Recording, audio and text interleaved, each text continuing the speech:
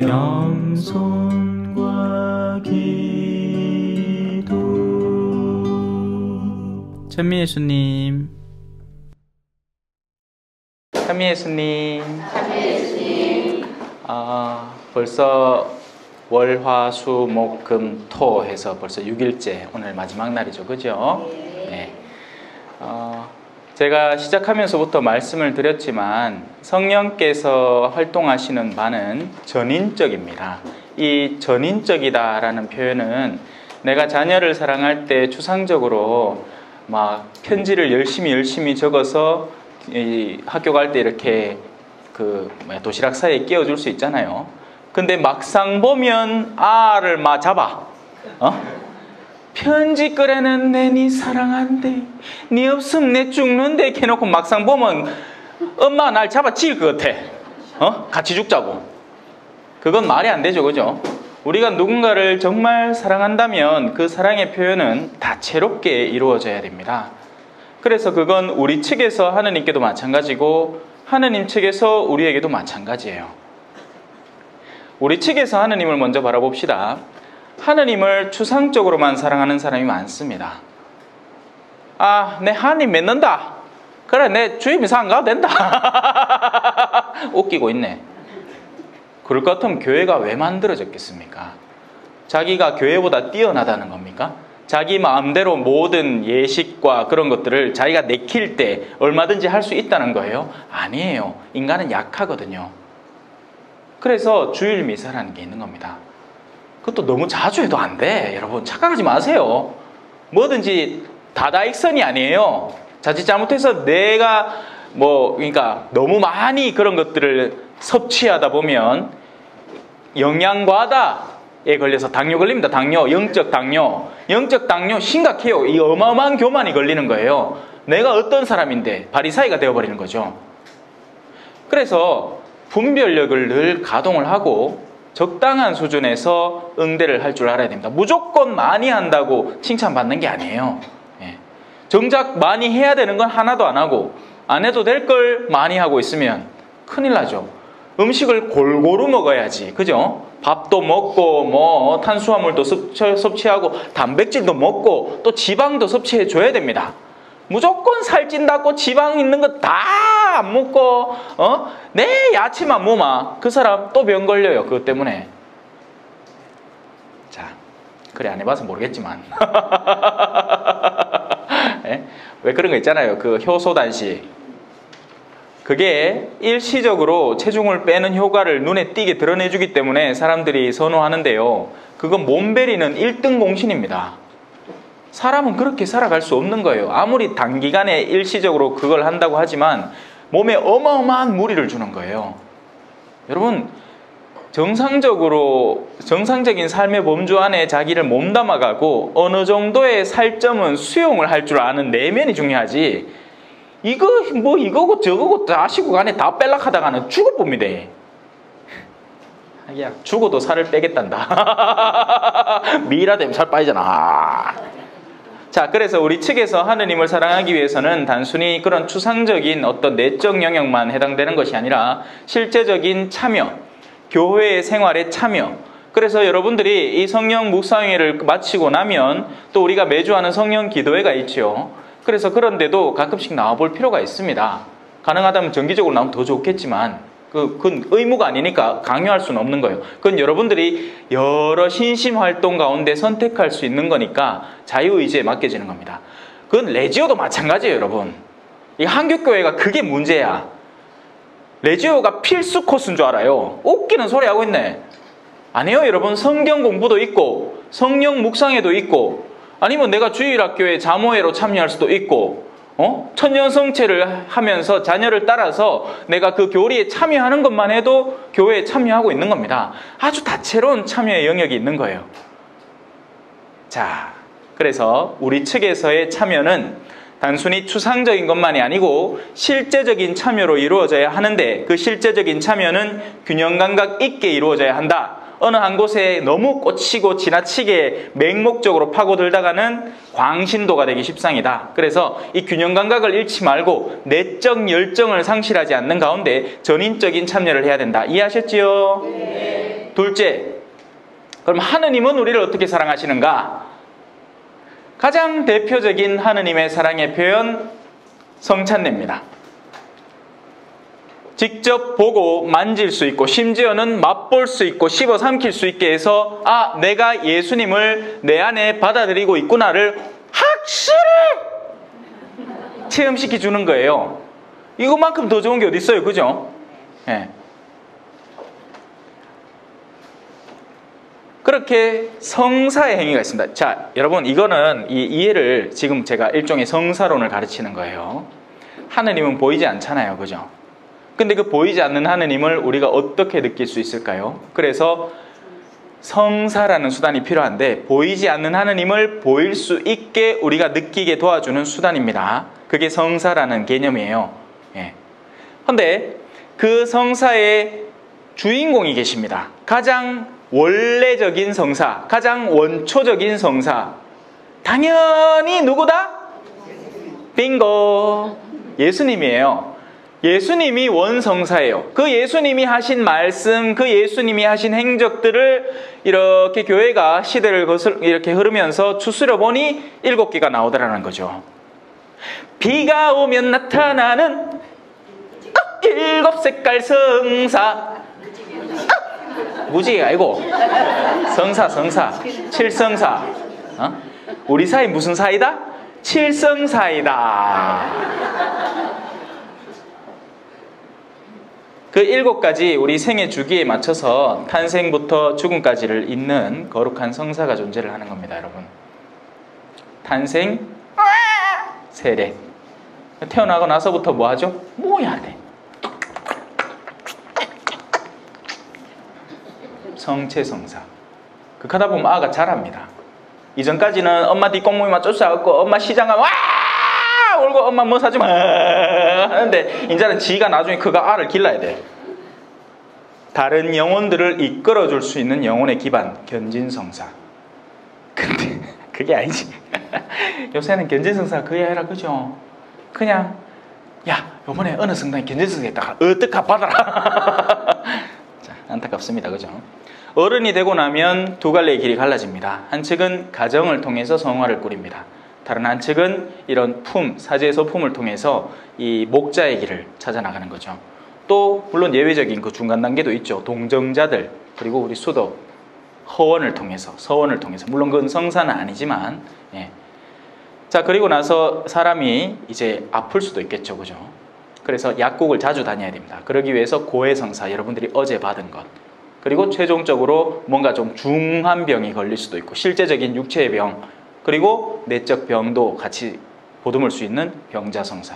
이렇게 해서 7가지 성사가 있는 겁니다. 하느님은 당신의 사랑을 우리에게 드러내고 싶어 하세요. 그런데 우리가 약해서, 우리가 부족해서, 우리가 초자연적인 면의 텔레파시를 통해서 하느님과 직접적으로 소통할 수 없기 때문에 우리에게는 눈에 보이고 만져질 수 있는 영역이 필요합니다. 그렇게 성사라는 가장 거룩한 수단들이 있어요. 그래서 성사만 충실해도 돼요. 네. 성사만 충실해도 철철 넘쳐 흘러요가 됩니다. 은총이 막 넘쳐 흘러. 모자람이 절대 없어요. 헌데 그것에도 더 해서 엎친 데 덮친 격으로 하느님이 야 받는 김에 확 받아라 해가 마련해 주신 게 뭐다? 성령은 삼위일체고 우리는 성령 없으면 죽었고요. 네. 우리는 성령 없으면 나무 조각같이 됩니다. 그래서 그 눈 감겼던 봉사에게 예수님이 2번 손을 대서 고치는데 한 번 딱 손을 대고 벗기니까 영안이 열린 거예요. 그러니 사람을 보는데 걸어다니는 나무 같습니다. 왜냐하면 그 마을 사람들이 그를 데리고 왔거든요. 호기심이 가득 차가지고 예수님이 이 눈먼 사람을 갖고 우야나 싶어갖고 궁금해갖고 데리고 왔는 거예요. 그래 그 사람이 눈을 떡 떠보이기는 뭐가 사람 같은데 걸어다니는 나무 토막 같네요. 생명이 없는 죽어있는 나무 껍질 같은 그런 존재들이 그득합니다. 그래서 예수님이 2번째로 눈을 제대로 띄우고 난 뒤에 너 저거울로 다시 들어가지 마라. 거기에는 호기심이 가득한 사람들, 너한테 해악을 끼칠 사람들 뿐이다. 돌아가지 마라. 여러분이 성령을 받고 나서도 비슷한 체험을 할 수 있습니다. 물론 그렇다고 해서 막 가족을 겁내고 막 엄마야 나뭇가지들 하고 그거 하지 마이세. 그 사람 나뭇가지면 여러분이 생명을 줘야지 이제 성령을 받았시. 그죠? 준성사예요. 준성사. 성사를 먼저 주고 그 다음 단계로 수많은 준성사들을 주셨어요. 그리고 그 준성사 행위 가운데 축복, 축성, 집 축복, 사무실 축복, 자동차 축복 여러 가지가 있는데 성사는 그 일어나는 일 자체로 우리가 받는 은총이 어마어마합니다. 물론 우리가 안 받아서 그렇지. 그죠? 미사 때 성체만 제대로 모시도 사람 천국 가요. 문제는 뭐다? 마음이 꼬로마해가 다음 주 성사 볼게 인게 그래도 지금 안 나가면 내 주변 사람들이 내보고 뭐가 궁시는 하겠지. 그냥 쫄래 나간다. 나가 받아먹는다. 속이 시커먼 데. 지 속이 시커먼 데. 상관없는 거야. 왜? 주변 사람들의 시선이 더 중요하니까요. 이 위험한 영혼들이에요. 나뭇가지 같은 영혼들이죠. 타버릴 영혼들. 우리가 성사만 충실해도 됩니다. 하지만 하느님은 그런 성사를 통해서 거기에 행여 생길 수 있는 아주 작은 부족함, 인간적인 우리가 왜 어떤 사람은 감수성이 뛰어나고 어떤 사람은 또 이성이 또 뛰어나고 해서 신학자들은 신학을 연구해서 이성적인 영역을 메꿔주고 이런 성령기도의 찬양팀, 이런 율동팀 이런 사람들은 여러분의 감성을 또 마찬가지로 채워주는 거예요. 그런 가운데 이 성령기도에는 여러분들에게 이 두 가지 특별한 이 성령의 은사를 조금은 강조해 왔습니다. 하나, 바로 이 안수라는 거예요. 느끼라고. 내가 기도를 간절히 청하는데 응답받는 체험을 하라고. 하느님의 손길이 나를 만져짐을 느끼라고. 그렇게 안수가 시작되는 겁니다. 그리고 다른 하나는 이 심령기도라는 건데요. 이 심령기도는 우리가 하느님에게 우리를 자연스럽게 맡길 때 하느님이 우리를 쓰시는 아주 자연스러운 행위예요. 그래서 내가 약간 도와드릴 수는 있지. 내가 입을 꼭 딱 왜 아끼고 그죠? 그래 입을 좀 열어봐. 새바닥을 좀 하다 보면 돼. 하기 싫으면 하지 마세요. 이건 어디까지나 의무가 절대 아니에요. 착각하지 마세요. 성령기도에 와서 무조건 그걸 해야 된다. 그건 어마어마한 착각이에요. 그건 되는 사람이 있고 안 되는 사람도 있어요. 그건 그 안 되는 사람은 뭘가 떨어지고 부족하고 낮은 등급 우리 차 구입할 때 하이 등급이 있고 낮은 등급이 있듯이 성령기도에 졸업했는데 한 사람은 성령기도에 갖고 하이 등급이고 누구는 성령기도 뭐야 낮은 등급이냐. 여러분 진짜 배기 등급에 대해서 제가 알려드릴게요. 고린토서 14장 벌써 읽어오셨죠? 우리가 고린토서를 잘못 읽으면 어떻게 되느냐 하면 바오로 사도가 성령기도를 너무나 사랑해서 여러분들은 다 거룩한 신령한 언어를 말하게 되기를 바랍니다 하는 것처럼 착각할 수 있어요. 여러분 자 한번 봅시다. 고린토서 14장 5절이죠. 무슨 말 하는지 한번 잘 들어보세요. 첫째는 이렇게 나옵니다. 교재에 적힌 대로 나와요. 나는 여러분이 모두 신령한 언어로 말할 수 있기를 바랍니다 하고 끝나버리면 바오로 사도는 우리가 모두 신령한 언어로 말하기를 원하는구나 라고 착각을 시작합니다. 그런데 그 다음 구절을 반드시 읽어야 돼요. 그러나 그보다는 예언할 수 있기를 더 바랍니다. 누가 해석을 해줘 교회의 성장에 도움을 받는 경우가 아니면 예언하는 이가 신령한 언어로 말하는 이보다 더 훌륭합니다. 자, 여기서 또 오해가 생기죠. 예언하면 어머니 그럼 나 예언을 제가 얼마 전에 강의하고 나서 전부 다 고르락했디마 지혜의 은사 내가 내 지혜를 얘기했디마 전부 다 지혜의 은사만 아니에요. 여러분 여러분의 얼굴 모양이 다 다르듯이 누군가에게는 지혜가 필요하고 누군가에는 다른 요소가 필요합니다. 그 하느님이 무엇을 주실지는 그 다음에 여러분의 삶의 태도에 따라 달린 거예요. 내가 예전까지 남편한테 맘먹어치 대온 거야. 근데 성령을 받고 나서 아이고 불쌍한 남편 내 그래도 오늘은 밥이라도 한 끼 차려줘야지 하면서 밥을 차려주면 그 사람은 온유함과 친절함의 은사가 어느새 자신 안에 내재되기 시작한 거죠. 여러분, 은사에는 우열이 없어요. 다를 뿐이에요. 그걸 제가 강조하고 싶다고요. 그래서 이제 제가 안수를 드릴 텐데요. 일단 여러분들이 취해야 하는 태도는 의자를 좀 당기셔야 돼요. 왜? 제가 뒤로 지나가야 되는 게 그게 무슨 법칙은 아니고 제가 여러분 뒤로 가면서 머리 위에 손을 얹을 거거든요. 그러니 여러분들이 의자를 조금 당겨주시고, 자, 태도는 어떠하냐? 세상 더할 나위 없이 편안한 태도인데 자면 안 돼. 자마 제가 속된 말로 조집부요. 자마 이거 완전히 그냥 끝장나는 거야. 자면 안 돼. 그러니까 잠이 안 올 정도의 내가 가장 세상 편안한 자세인데, 여러분이 하늘에서 비를 맞는다고 한번 연상해 보세요. 그러면 비를 어떻게 하면 우리가 더 많이 맞아들일까요? 바로 우리의 이렇게 열린 태도를 표현하는 자세가 가장 아름답겠죠. 그래서 일단 편안하게 일단 공디를 요래 해가 요래 불편함이 없이, 허리가 좀 아픈 분은 그 허리 아픈 데에 따라서 살짝 숙여도 되고 뭐 뒤로 제껴도 되고 뭐 전혀 걱정하지 마세요. 어떤 태도인지. 그리고 두 손은 이렇게 무릎 위에 이렇게 펼쳐서 놓아두든지 아니면 책상 위에 이렇게 두든지, 뭐 에어컨 바람이 너무 심하 이렇게 팔짱을 끼고 있든지 상관없어요. 뭐 팔짱 끼고 있다고 성령 안 들어가고 그런 착각하지 말고, 예. 그래서 편안하고 열린 태도를 보이시면 됩니다. 그렇게 해서 마음속으로는 생각을, 이 연상이라는 것도 꽤나 중요한 역할을 합니다. 상상력이라고 하는 거예요. 그래서 상상력으로는 일단 비가 온다고 생각을 하세요. 그런데 신부님이 손을 얹고 지나갈 때마다 특별히 그 순간에 나한테 폭우가, 소나기가 쫙 쏟아진다고 그렇게 연상을 하시면 됩니다. 실제로 그렇고요.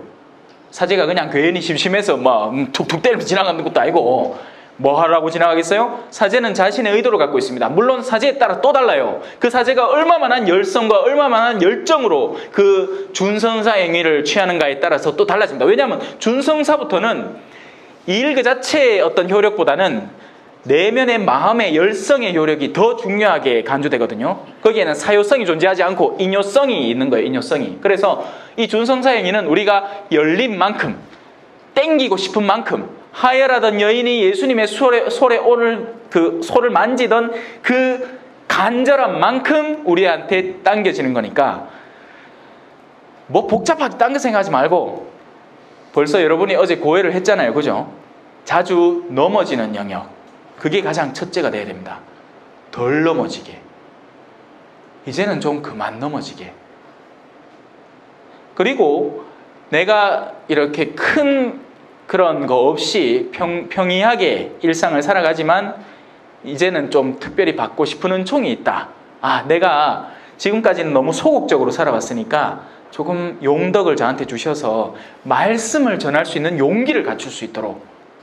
그러니까 두 가지 영역에서 활성화되어야 되는 거예요. 하나는 나의 악습을 끊는 데 도움을 얻도록, 다른 하나는 내가 무언가에서 개선되도록.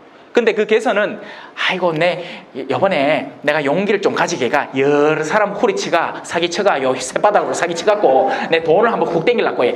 그건 꼬롬한 마음이겠죠. 그러다가는 악령이 들어갑니다. 왜? 진짜예요. 우리가 영을 열어놓은 상태에서 우리 안에 이기성을 갖고 있으면 일종의 낚시가 되는 거예요. 어둠의 영이 어이구 이 안에 시커먼 게 들었네. 근데 저 안에 한번 들어가 봐야 되겠다 하고 들어갈 수도 있는 일이죠. 그러니 선한 의도, 여러분들이 뭔가를 청하는데 그 청하는 근본적인 이유가 있어야 돼요. 정말 내 가정을 하나로 만들기 위해서, 정말 저 사람은 구원이 힘들 것 같은데 내가 저 사람에게 도움을 주기 위해서, 그런저런 목적으로 공동체의 선을 위해서 간절히 청하세요. 그러면 내려옵니다. 하늘은 이슬비처럼 성령을 내려다오. 자, 준비됐나요? 준비됐어요. 이거 받고 나서 일단 여러분들의 마음의 준비를 제가 일단 말씀으로 좀 준비를 시켰지만, 그래도 뭔가 좀 준비가 안 된 것 같은 느낌, 그런 것들, 그런 것마저 맡겨버리세요. 그리고 편안하게 받으시면 됩니다. 여러분, 저는 원래 성령기도의 지도신부가 아니에요. 네. 그만큼 여러분들이 지금부터 느끼게 될 걸 가장 잘 이해하는 사람입니다. 이게 뭔가 거북함이 느껴지거나 혹은 전혀 다른 어떤 육체의 구체적인 움직임도 뒤따를 수 있어요. 뭔가 경련이 일어난다든지, 그때 놀라거나 무서워하거나 혹은 또 내가 그런 게 좀 부족하다고 의심이 생긴다고, 그런 것 가지고 이렇게 뭐랄까요, 좀 위축되지 말고 그러려니 하고 넘기시면 돼요. 아시겠지요? 네. 겸손과 기도.